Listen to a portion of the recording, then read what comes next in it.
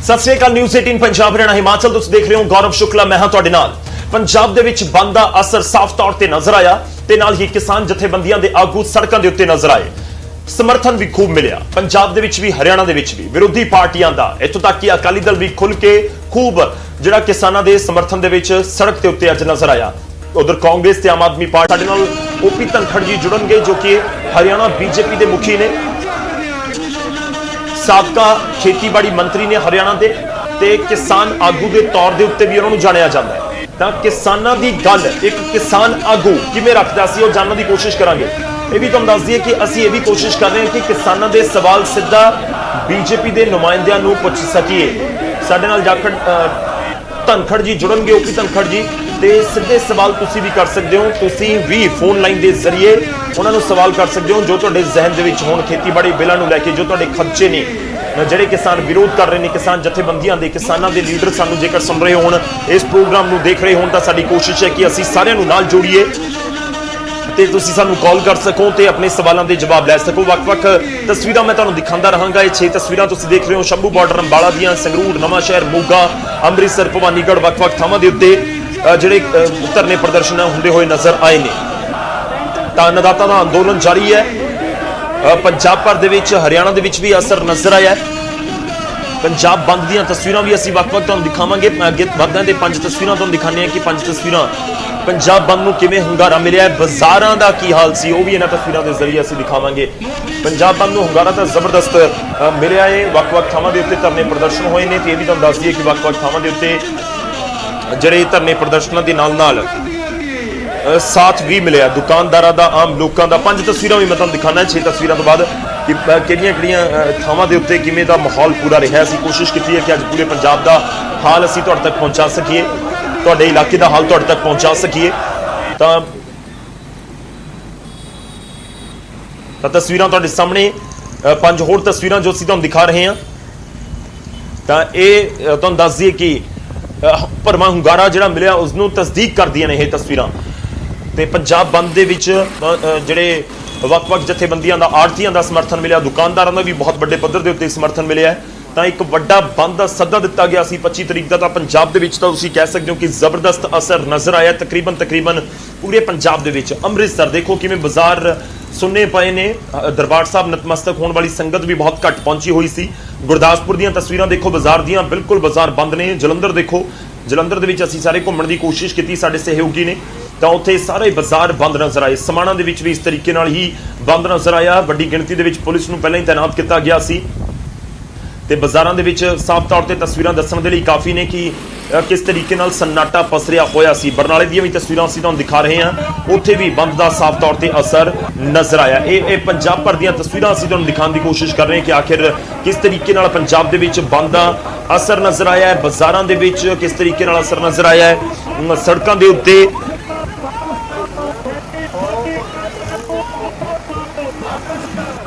इस खास पेशकश दे विच जिवें मैं जिक्र किया कि असी कोशिश करांगे सवालों के जवाब लैण दी, असी कोशिश करांगे तुहाडे सवाल सरकार दे नुमाइंदियां दे बिल्कुल सामने रखण दी ते उस दे उत्ते उन्हां दा जवाब लैण दी। तुसीं सानूं कॉल करो, सवाल पूछो। साडे नाल इस समय जुड़ चुके ने ओपी धनखड़ साहब। धनखड़ साहब बहुत बहुत स्वागत है। धनखड़ साहब का मैं एक बार फिर तो तुहानूं जरूर इंट्रोडक्शन दे दा, किसी इंट्रोडक्शन के मोहताज नहीं। हालांकि ओपी धनखड़ जी साबका खेतीबाड़ी मंत्री हरियाणा दे विच, इस समय मौजूदा प्रधान हरियाणा बीजेपी दे ते नाल ही किसान आगू दे तौर ते भी जाने जांदे ने। बहुत बहुत स्वागत है सर तुहाडा साडी अज दे इस खास पेशकश दे विच। सत श्री अकाल, राम राम सबको राम राम, सत श्री अकाल। गौरव जी आपको भी राम राम, सत श्री अकाल। जी सर शुक्रिया जी, बिल्कुल सर शुक्रिया। साडे वल्लों भी तुहानूं राम राम। धनखड़ साहब शुरुआत करन जा रहे हैं, गल तुहाडे नाल पहलां भी होई सी इन्हां सारे मुद्दिआं नूं लैके, धरने प्रदर्शनां नूं लैके। पिछले कुछ दिनों के बीजेपी के लीडर्स, वड्डे लीडर्स लगातार इंटरव्यूज के जरिए, टीवी के जरिए, सोशल मीडिया के जरिए किसानों को समझाने की कोशिश कर रहे हैं कि बिल तुहाडे खिलाफ नहीं, तुहाडे हक दे विच है। पर धरने प्रदर्शन पंजाब च जिस तरीके नाल होए ने या हरियाणा दे विच जिस तरीके नाल होए ने, सारा कुछ तुहाडे सामने है। पहला तुहाडा सब तो पहला प्रतिक्रम अज दे धरने प्रदर्शनां नूं लैके कि यह धरने प्रदर्शन सोचण दे लई मजबूर नहीं कर रहे तुहानूं कि तुसीं खेतीबाड़ी दे बिल जिहड़े हैगे ने एक बार फिर देख लो, क्योंकि किसान परेशान है पंजाब दा, हरियाणा दा।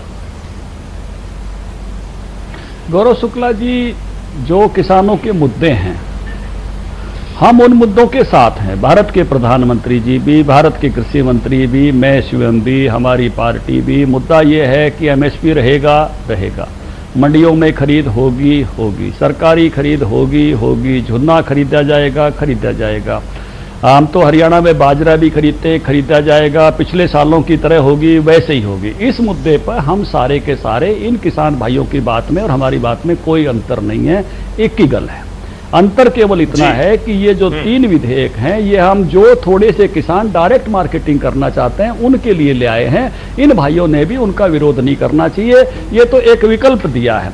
ऐसा है कि मैं आजकल चंडीगढ़ में हूं तो पंजाबी रेडियो यहाँ बहुत जो FM बजते हैं, तो उसमें वो एक बंदा पूछता है अपनी घरवाली से कि मेरे से शादी क्यों की, बोला कोई विकल्प ही नहीं था। तो भैया हमने तो एक विकल्प दिया है, बाहर बेचना चाहो बाहर बेच लो, अंदर बेचना चाहो अंदर बेच लो मंडी में। तो ये तो एक विकल्प है गौरव जी, इतनी सी बात है, ये कोई संपूर्ण व्यवस्था परिवर्तन नहीं है। पुरानी व्यवस्था जो कि तो रहेगी। हम उस मुद्दे पर इन किसान भाइयों के नाल ही है, एक ही गल है। हम भी कह रहे हैं, प्रधानमंत्री जी कह रहे हैं, बीजेपी कह रही है, हमारे मुख्यमंत्री कह रहे हैं, सब लोग कह रहे हैं। ठीक है धनखड़ साहब, मैं एक एक करके लोगों के सवाल भी लवांगे, ਜਿਹੜੇ किसान आगू जुड़न या ਜਿਹੜੇ लोगों के खदशे ने ਅਸੀਂ ਉਹਨਾਂ ਦੇ सवाल भी लवांगे। ਸਾਡੇ ਨਾਲ पहले कॉलर जुड़ चुके हैं, सुरजीत जी।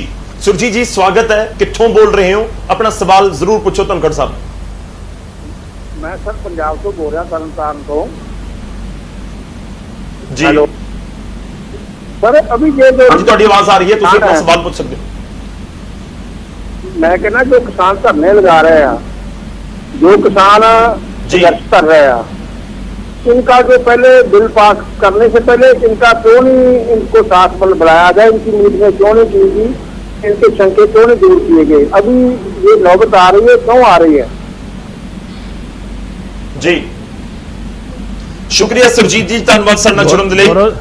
धनखड़ साहब, आपका रिएक्शन चाहेंगे, ये किसान नेता हैं या किसान खुद हैं, ये पूछना चाहते हैं कि अगर इतना बड़ा स्टेप लेने जा रही थी तो आपने पहले उनसे राय मशवरा क्यों नहीं किया? सुरजीत जी, जो किसान सुरजीत भाई ने पूछा है, मैं उसकी गल का जवाब देना चाहता हूं। देखिए, पहली बात तो मुझे इस बात से खुशी हो रही है कि किसान इतनी जागरूकता से अपने बिल पर बात कर रहा है। भरम तो छट जाएगा, असलियत सामने आएगी तो बहुत अच्छा हो जाएगा। दूसरी बात मैं ये कहना चाहता हूं कि इस बात का अंदेशा नहीं था, मैंने पहले भी आपके चैनल पे कहा है कि कांग्रेस के लोग जो पहले इन सुधारों के समर्थक थे वो विचार बदल लेंगे और आंदोलन खड़ा करने लग जाएंगे। आपने उनका घोषणा पत्र देखा है, अपने यहाँ दिखाया भी है। उन्होंने अपने कृषि के अध्याय में यही बात जो है कही है, 7वें नंबर अध्याय है, 11 नंबर पॉइंट है। इसी प्रकार से हुड्डा कमेटी की रिपोर्ट में उन्होंने 20 नंबर पेज पर 5.13 पैराग्राफ में यही बात कही है। कपिल सिब्बल साहब का भाषण बड़ा वायरल हो रहा है जो उन्होंने वहां दिया हुआ है 2008 में। माकन साहब जो घोषणा पत्र रिलीज कर रहे हैं, राहुल जी बैठे हैं, वो सब जगह सामने है। अब ये अंदाजा नहीं था वो इतना भरम फैलाएंगे। अभी हरियाणा में 12 एक दिन का सत्र था, 12 कानून पास हो गए। अब मैं और आप मिलकर भी 12 कानून की लिस्ट अगर मीडिया भी बताने लगे तो नहीं बता सकता, इतनी जागरूकता नहीं रखते हैं लोग। लेकिन ये जागरूकता आ रही है, मुझे इस बात की खुशी है। और उस नाते से हमको भी बात में भी समझाना पड़ता है तो कोई दिक्कत नहीं है, क्योंकि झूठ तो झूठ रहेगा, सत्य सत्य रहेगा। जब खरीद होगी, एमएसपी पे होगी, मंडियां चलेंगी, तो ये इसके बारे में जो ग्रे एरिया बनाया कांग्रेस पार्टी ने, जो झूठ बोला, वो भी छट जाएगा। और ये जागरूकता भी एक अच्छी बात है। जी ठीक है, एक होर कॉलर साडे नाल ने, मनजीत जी ने जलंधर तो। मनजीत जी स्वागत है, की पूछना चाਹੁੰਦੇ ਹੋ सवाल ਤੁਸੀਂ? जाना ਜਿਹੜੇ किसान अपने धरना दे रही है वो अपने हक वास्ते खड़े है सर। जी भी बीजेपी सरकार है वो मतलब हक मारना चाहती है अपने किसानों का। हूँ तुम गन्ने की फसल देख लो, गन्ना आप मतलब फैक्ट्री देने ते उसे मतलब किनिया अपने लाइना लगी होंगी प्राइवेट किसान सब कुछ। किसान तो मारा जाएगा, जो छोटा किसान है सर वो तो मर जाएगा। जी धनखड़ साहब, मैं इसके ऊपर चाहूंगा थोड़ा सा ऐड भी कर दूं आपको, साथ साथ जो सवाल है एक बीच में मैं भी सवाल थोड़ा सा ऐड कर देता हूं। जो किसानों को देखिए अंदेशा है इस समय, एक तो ओपन मंडी को लेकर है कि अगर आपने मंडी वाला सिस्टम लागू कर दिया। देखिए पिछले 2-3-4 दिनों से बिहार वाला मॉडल का बड़ा जिक्र हो रहा है कि बिहार में 2006 में कुछ बदलाव करने की कोशिश की गई। आज जिसके पास 10 एकड़ 12 एकड़ जमीन है बिहार में, वो पंजाब में आके दिहाड़ी करता है, वो हरियाणा में आके दिहाड़ी करता है। यही स्थिति पंजाबियों की, हरियाणवियों की हो जाएगी। और अगर ये बिल लागू हो जाते हैं तो ये बहुत बहुत अंदेशे हैं सर किसानों के। देखिए गौरव जी, मैं आपको पहली बात तो गन्ने पर किसान बात कर रहा था, और गन्ने के मामले में सरकार, राज्य सरकार बहुत भूमिका अदा करती है। हरियाणा में हमने 340 का भाव देते हैं गन्ना किसान को, पंजाब 310 देता है। इस किसान भाई को ये पता करना चाहिए कि हरियाणा में 1 साल की फसल बिकने के बाद हम बिल्कुल भी उसका बकाया नहीं रखते, सारे पैसे चुकाते हैं।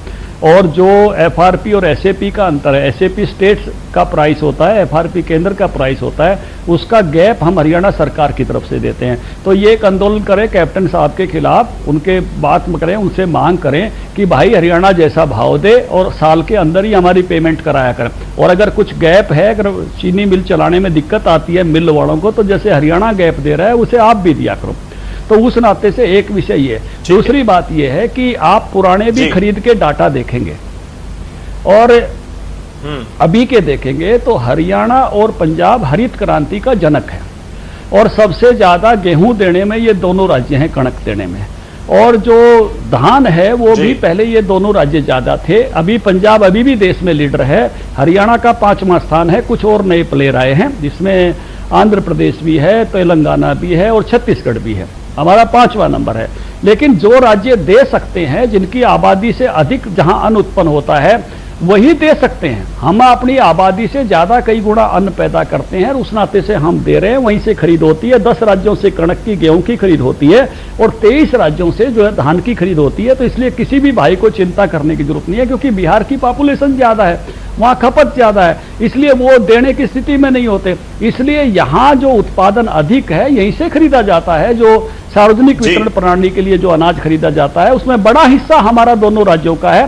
कुल 34 करोड़ क्विंटल गेहूं खरीदा जाता है, 44 करोड़ क्विंटल चावल खरीदा जाता है। हम दोनों बड़े देने वाले हैं और हमसे ही लेना पड़ेगा कि हम अच्छे उत्पादक हैं, हम देश के लिए दे सकते हैं। इसलिए किसी को भी कोई चिंता करने की जरूरत नहीं है। यूं ही सार्वजनिक वितरण प्रणाली, राशन की दुकानें यूं ही चलेंगी, ये खरीद यूं की बनी रहेगी, इन मंडियों से ही खरीदी जाएगी। एपीएमसी भी यूं ही रहेगी। ये जो मार्केटिंग बोर्ड है और मंडियां भी ऐसे ही चलेंगी, हरियाणा पंजाब की जितनी अच्छी पहले चलती। तो कोई उसमें कठिनाई आने वाली नहीं। ठीक है। और पूरी सरकार, मतलब खुद मोदी जी ये कह रहे हैं। मैं आपके माध्यम से एक बात गौरव जी आपके माध्यम से इन किसान भाइयों को पहुंचाना चाहता हूं। 1 अक्टूबर से खरीद होने वाली है। आज धरने के बाद ये जाके चेक करें कि कैप्टन साहब ने बारदाना मंगवा लिया कि नहीं मंगवा लिया, क्योंकि 26 करोड़ बोरी से ज्यादा बारदाना चाहिएगा पंजाब के धान की खरीद के लिए, जितनी धान वहां पर खरीदी जाती है। और इसी तरह से उन्होंने जो क्रेडिट लिमिट है वो अपनी ले ली कि नहीं ले ली, क्योंकि हरियाणा ने भी अपना बारदाना मंगा लिया है।